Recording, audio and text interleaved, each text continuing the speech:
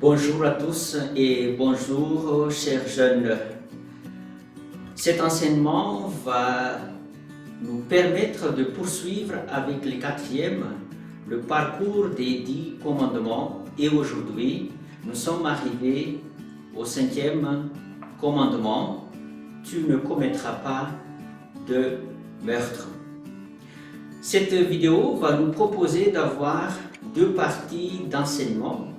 Dans la première partie, nous allons faire un petit retour sur les 5 premiers commandements en essayant de répondre à la question comment réciter par cœur et aisément les 10 commandements. Dans la deuxième partie, nous allons faire, bien sûr, entamer une méditation sur le 5e commandement. Tu ne commettras pas de meurtre. Chers jeunes, avant de répondre à cette question, comment réciter aisément les 10 commandements, je vais vous réciter d'abord les 5 premiers commandements. Premier commandement, tu n'auras pas d'autre Dieu en face de moi. Deuxième commandement, tu n'invoqueras pas en vain le nom du Seigneur ton Dieu. Troisième commandement, tu te souviendras du jour du sabbat pour le sanctifier. Quatrième commandement, honore ton père et ta mère afin d'avoir une longue vie sur cette terre. Cinquième commandement, tu ne commettras pas de meurtre. Bref, pour vous aider à retenir rapidement les 5 premiers commandements, retenons tout simplement, chers jeunes, que les 5 premiers commandements concernent l'unicité de Dieu, le nom de Dieu, le jour de Dieu, nos parents et les autres hommes ou les autres personnes. Entrons maintenant dans la deuxième partie de cet enseignement. Quelle méditation, quel enseignement pouvons-nous tirer de ce 5e commandement? Tu ne commettras pas de meurtre. Chers jeunes, vous savez très bien que nous sommes en train de parler de la vie, c'est-à-dire que le 5e commandement concerne la vie. Et notamment, il s'agit de la vie de l'homme. Il s'agit de la vie de l'homme, c'est pour dire que la vie de l'homme n'est pas à confondre avec celle des autres créatures. Déjà, dans l'œuvre créatrice de Dieu, c'est-à-dire dans la création, les paroles de la création de l'homme et celles pour les autres créatures ne sont pas les mêmes. C'est pour dire que la vie de l'homme a une suprématie ou une supériorité ou une dignité supérieure par rapport à celle des autres créatures.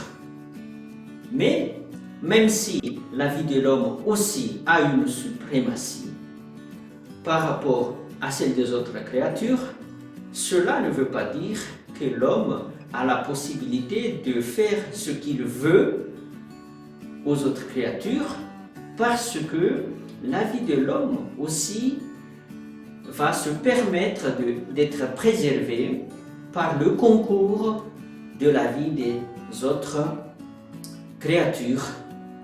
Mais quel droit alors l'homme peut avoir envers ces créatures?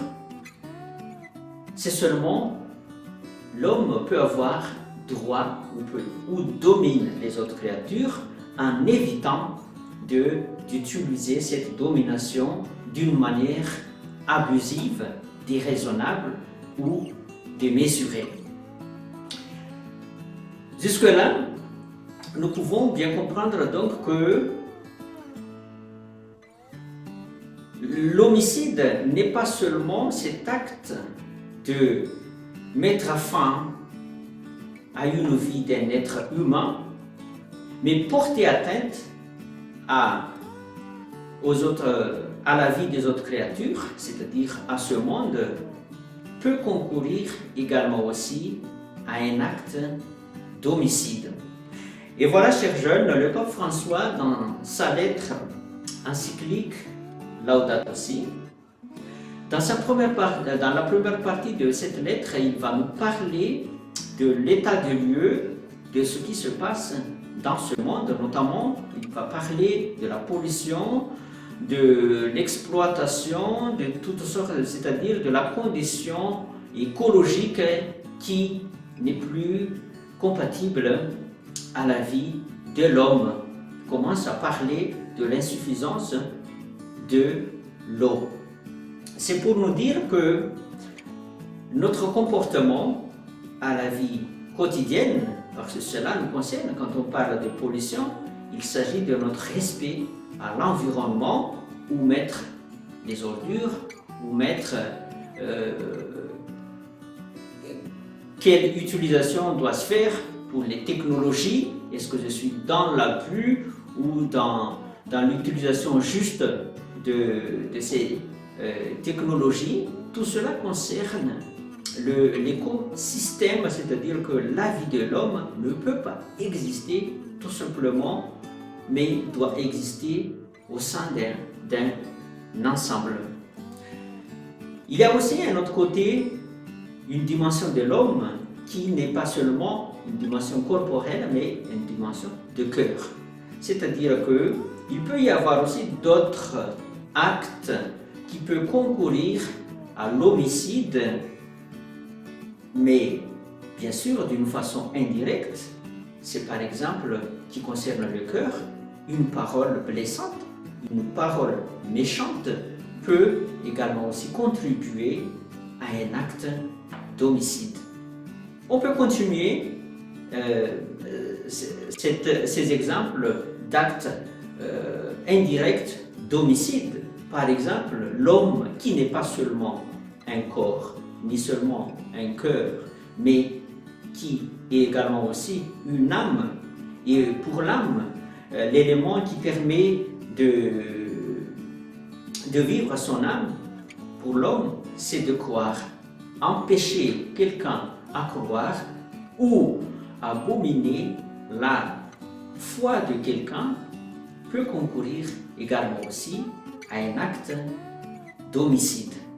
Chers jeunes, maintenant, vous pouvez comprendre quelle importance nos comportements, nos paroles, nos gestes, notre entraide, quel impact, quelle importance tout cela peut apporter au respect de la vie de l'homme qui comprend l'homme dans son ensemble.